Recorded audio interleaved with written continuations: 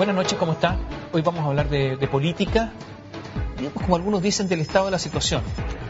El balance. Se cumplieron 2 años de gobierno, quedan los últimos 2 años, hay elecciones en octubre, hay elecciones el próximo año y comienza el epílogo de un gobierno, estos gobiernos cortos de 4 años. Vamos a hablar de política con el diputado Jorge Burgos, pero también de un caso, y vamos a partir con un caso específico. ¿Cómo está, diputado? ¿Qué tal? Buenas noches. Muchas gracias por la invitación. ¿De qué vamos a hablar para partir? De un caso específico. ¿Por qué? Porque es posible que se forme una comisión investigadora en un caso que es la primera ruta concesionada del país. Algunos se olvidan, una ruta que bordea la ribera sur del río Biobío, va desde Concepción, San Pedro de la Paz, que es una de las comunas del Gran Concepción, hasta Nacimiento. Primera concesión y, claro, algunos telespectadores nos dirán, ¿qué importa? ¿Qué importa esa ruta? ¿Por qué la traen a colación? Bueno, porque se puede formar una comisión investigadora. ¿Por qué? Porque el Estado la ha recomprado. Y dicen que la ha recomprado a un precio carísimo.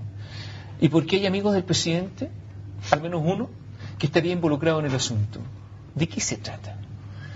¿De qué se trata? Se trata, como dices tú, que se recompra antes del vencimiento del plazo, obviamente. Entiendo que a esta concesión le quedaban aún 7 años. Era 2014.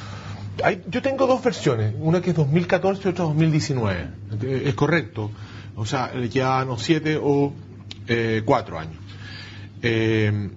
Como quiera que sea, le quedaba poco. Se inició en el 94, bien, tal como dices tú, es la primera ruta que se concesionó. Entiendo que la primera concesión de este tipo fue el túnel El Melón, pero esta es la primera ruta. Y a partir de noticias de medios de comunicación, algunos nos llamó la atención que se haya procedido a adquirir estos años que faltaban en el orden de los $35 millones. Mandamos unos oficios al Ministerio de Obras Públicas, al ministro Lorenzo Colom, que aún no han sido contestados. Uno se lo mandamos el 27 de enero, aún no hay respuesta. Pero después Perdón, 27 de enero y todavía no responde el ministro Colom. No hay respuesta aún. No hay respuesta aún. Fue el primero que mandamos junto con el diputado Latorre. ¿Poco ejecutivo el ministro? Por lo menos en la respuesta de este oficio no hay mucha ejecutividad. Entonces, para ser breve el cuento, empezaron a surgir otros antecedentes. Surgió el antecedente público de que una persona que tiene propiedad en la concesión, Ruta La Madera, Sociedad Anónima, tiene propiedad, tiene un 2%, según entiendo, según la propia inserción pública que ellos hicieron, hay 5% de minoritario y hay un 2% que pertenece al señor Cox, que según la información también en esa misma época era un agente público. Se ha dicho que era o no a honorem, pero como quiera que sea, trabajaba probablemente para el Estado. Eso es un tema anexo que creo que hay que investigar. Hay que investigar y analizar fundamentalmente el Ministerio Público, el Ministerio de Obras Públicas lo hizo bien. ¿Es correcto lo que se hizo? La plata que se pagó de todos los chilenos es la que corresponde. ¿Hizo un buen negocio, un negocio relativamente bueno el fisco? ¿O es un negocio más bien discutible? ¿Por qué le digo esto, Tomás? Porque este es un tema que se viene planteando en sede del Ministerio Público del Ministerio de Obras Públicas hace varios años. Hay una larga entrevista al ministro Sergio Pitar, el último ministro del gobierno de la presidenta Bachelet, donde él recuerda que efectivamente esto se venía planteando y no hubo acuerdo en las cifras. Las cifras que aparentemente estaba dispuesto a pagarse era bastante más baja de la que terminan pagando. Todo eso, como comisión de la Cámara, cuando la formemos, espero yo, la próxima semana, nosotros tenemos que abocarnos a fiscalizar el acto de gobierno Ministerio de Obras Públicas. Pero aquí hay un personaje que surge, ¿no? Que se llama... La cosa que vamos a preguntar es con quién se negoció. Claro, José Cox. José Cox es amigo del presidente. José Cox forma parte del segundo piso. Es uno de los señores del círculo estrecho, íntimo, particular. José Cox es una especie de asesor ad honorem del Ministerio de Transporte para negociar en el Transantiago.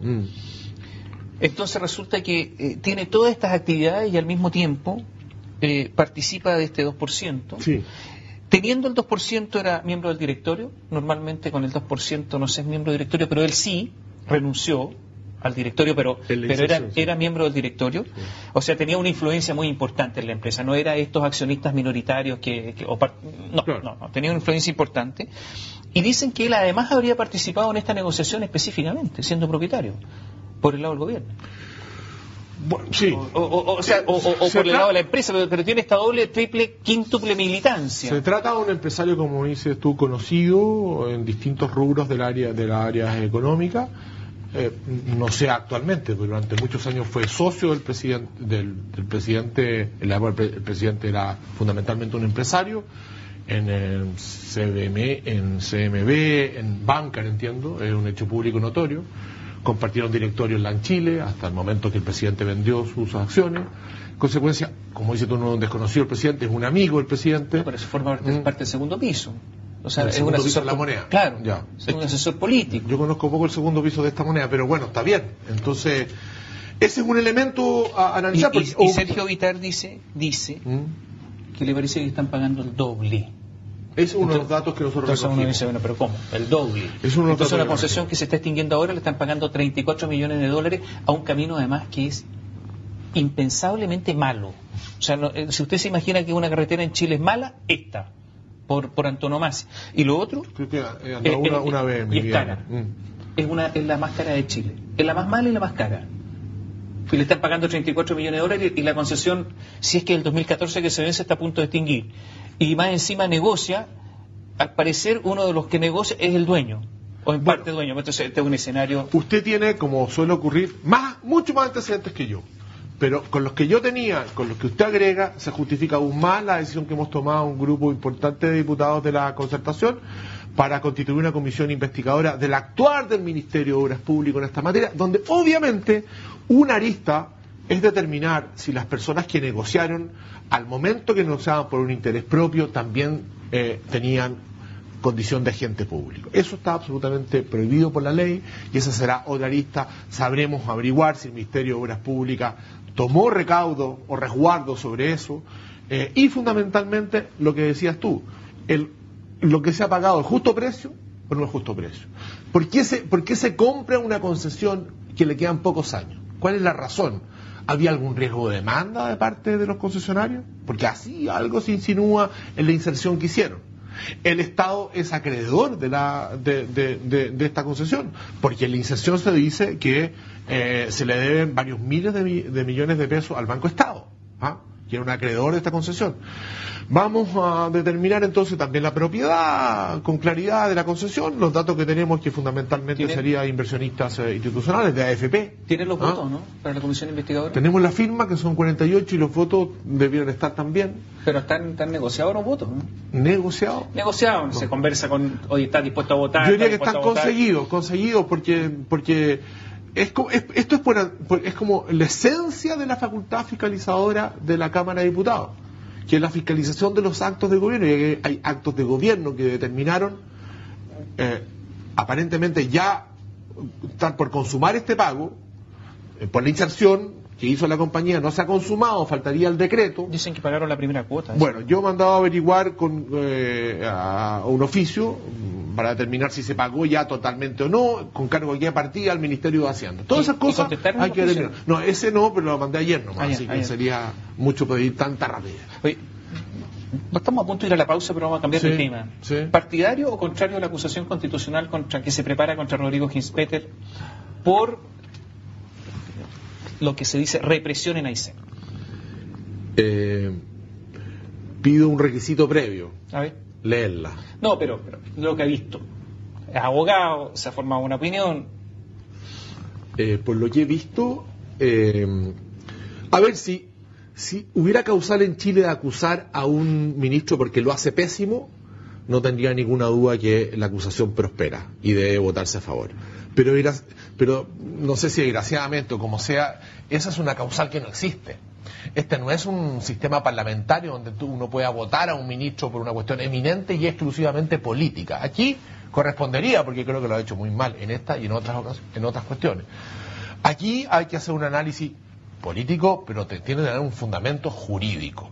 Las causales de acusación son de derecho estricto. son 5 o 6 que están en la Constitución. Los hechos que se le imputan a una autoridad acusable tienen que tener una vinculación fáctica con el elemento jurídico. Eso yo tengo una disposición a estudiarlo con apertura de mente, pero tanto para determinar que es procedente como que es improcedente. Ya, pero tiene estas dudas, ¿eh? Sí. Porque hay algunos parlamentarios que sean abogados, por ejemplo, el presidente del Partido Socialista, Osvaldo Andrade, que dice: yo lo firmo inmediatamente. Me he formado convicción. No, yo no me he formado convicción todavía. La ley de seguridad del Estado, esa ley rara, por Dios que es rara, una ley que reemplazó a la ley de defensa de la democracia. Claro, democracia, sí. Porque por ahí leí a algún dirigente o a alguien que decía: basta esta ley de la dictadura. No. Fue modificada, sí, importantemente bajo Pinochet. Pero después fue modificada también a comienzos de la democracia. La pregunta es, el derecho, la interpretación del derecho va cambiando. Obviamente que cambia. Sí. Cosas que hoy se discuten, antes no se discutían. ¿Es constitucional esta ley? Hagamos un alto, volvemos en un instante. El diputado Jorge Burgos nos acompaña esta noche. ¿Es constitucional o no la ley de seguridad del Estado? Hago estas preguntas por dos razones. Uno, porque en algún momento va a haber que discutir el tema, porque los tipos penales son de una amplitud que son inaceptables. Yo creo que no pasan ningún rigor internacional, para nada. Atentar contra el honor del Estado, ese tipo de cosas. Y porque además depende de su aplicación de una persona y se violaría el principio básico del Estado de Derecho, que es la igualdad ante la ley. Su invocación, más que su aplicación. Bueno, es que se aplica en virtud de su invocación. Claro. O sea, entonces tiene que gatillar. Y tanto es así que si retira la querella, si se desiste de la querella, y claro, entonces... Los titulares de la acción de la Ley de Seguridad del Estado son muy pocos. El Ministerio del Interior, los gobernadores, los intendentes y el jefe de la guarnición respecto de ciertos delitos. O sea, la autoridad política. Sí, es una ley que tiene un origen cincuentero. Yo te concedo un punto. Las circunstancias políticas, sociales, cuando se dicta además en el reemplazo de la ley que se derogó en virtud de esta, que no es ni más ni menos que la ley de defensa permanente de la democracia, que permitió la persecución ideológica en Chile, yo concedo que es perfectamente posible que alguien diga: yo quiero debatir sobre la procedencia hoy día en Chile de esa ley. ¿Y su constitucionalidad? Y también podría ser respecto a su constitucionalidad, sin duda. No ha sido planteada la constitucionalidad, a ver, no quiero mentir, que yo sepa, no ha sido planteado. No lo recuerdo, pero a mi juicio yo creo que... Y si ha sido planteado, ha sido rechazada, porque no conozco ni artículos que se hayan declarado la ley, ni artículos que se hayan inaplicable por inconstitucionalidad, y mucho menos inconstitucional. A ver, yo, más allá de poner al día ciertas cuestiones, yo pienso que un Estado democrático requiere de ciertas leyes especiales en determinadas circunstancias que permitan la defensa del orden democrático. Voy a citar un ejemplo. Con esta ley se persiguió y se sancionó a los asesinos de René Schneider. Pues fue ley de seguridad del Estado. Si no me equivoco, por esta ley se persiguió, aunque no se pudo sancionar porque murieron en el intento de captura, a los asesinos de Edmundo Pérez Ucovich. Pero ahora hay otro tipo de leyes, incluso que en ese tiempo no existían. De la ley de terrorista. Claro. Yo prefiero, desde el punto de vista del examen de constitucionalidad y de proporcionalidad de derechos involucrados, creo que esta ley cumple mucho más los requisitos que la ley 18.314, desde luego desde su origen. Pero yo concedo un punto. Además, yo tengo que hacer yo formé parte de gobiernos que invocamos, no mucho, pero invocamos la ley de seguridad del Estado frente a hechos muy complejos. Pero ¿ha llegado el momento de discutir el tema? De debatirlo sin duda, sin duda. Ahora, hoy día un grupo de diputados de la Democracia Cristiana han planteado su derogación. Yo creo que ahí puede servir ese proyecto de ley para la discusión, Tomás. Pero creo que un Estado democrático necesita, con las nuevas circunstancias políticas sociales en determinadas ocasiones, tener una capacidad de reacción ante los tribunales más rápida y con algunos plus de pena. Porque Dios nos libre de acciones como las que yo le recordé. Pero nunca una sociedad puede decir que no va a haber ninguna posibilidad que ocurra, que a alguien se le ocurra, ¿no es cierto?, hechos tan graves como los que yo le mencioné. Vamos con algunos temas rápidos. A ver, empiezo a leer porque no quiero no quiero olvidarme. La lista es un poco larga. Jimena Rincón, Jorge Pizarro, Claudio Rego, Lagos Weber, Marco Enrique Dominami, Andrés Velasco, José Antonio Gómez, Andrés Alaramán, Lorenz Goldborn, Pablo Longueira. ¿Se me queda alguno? Evelyn Matei. Se me queda uno. Fue casi de su partido hasta hace poco. Tomás Jocelyn Hall. Se me había olvidado. Sí. No, se enojan después. Parisi, un economista que también... Parisi también, Franco Parisi. Y usted está con Orrego. ¿Por qué con Orrego si tiene tantas posibilidades? No excluyo la derecha. ¿No le gusta Jimena Rincón? No, si me gusta, como me va a gustar. Pero no tanto como Orrego. No, eso sí, pero... Sí. ¿Por qué no le gusta tanto como Orrego?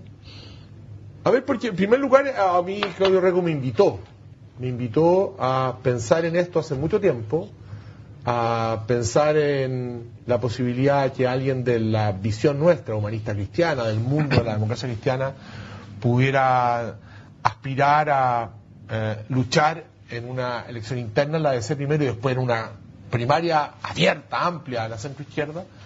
Y como me invitó a eso, y yo conozco a Claudio hace mucho tiempo, conozco sus fortalezas, conozco también sus debilidades, como todos los seres humanos, tenemos una amistad, no obstante los 10 años de diferencia que tenemos, empezamos a construir esto juntos, más otras personas.